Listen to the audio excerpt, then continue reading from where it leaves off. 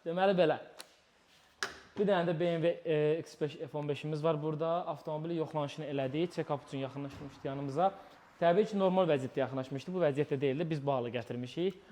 Bu halı gətirməyimizdə də səbəb ondan ibarətdir ki, avtomobili ümumi check-up yoxlanışını elədik. Bütün avtomobildə nə problem varsa avtomobil sahibinə bildirdik, siyahı olaraq yazdıq və bir qiymətləndirmə çıxardıq. Ümumi xərclərin, həm ehtiyat xərclərin, daha doğrusu qiymət siyasının, həm də ki, əlmuzdunun hər birinin ayrı-ayrılıqda qiymətini hesabladıq, çıxartdıq. Avtomobil sahibi okey verdi və niyə eləmişik?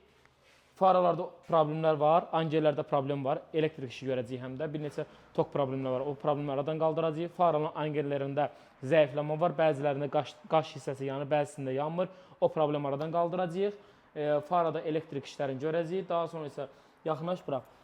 N55'lərin 3 motordur bu motor, 3 motorların ən çox xəstəliyi sep deyil. Ən çox problemi olan bunlarda deməli nədir? Üst krışka proklatkası, karter proklatkası, qabaq saloniki. Söhbət proklatkadan getmir. Ümumiyyətcə üst krışkadır. Yəni bunlarda ən çox problem yağ axıntısı ilə bağlı olur. Və bir dənə yaxınlaş bura. Burası bir də vallahi bir dənə arasını göstərə buraları. Bax. Bir dənə ümumi vəziyyətə bax. Mühərrikə keyfiyyətli yağ tökmək lazımdır ki, bu hala gəlib çıxarılmasın. Sonradan bu çirkabların hamısı bütün mühərriki daxili sistemini bu vəziyyətə gətirir. Ona görə də hər zaman keyfiyyətli yağ və yanacaq. Avtomobilin ömrünü uzadan budur.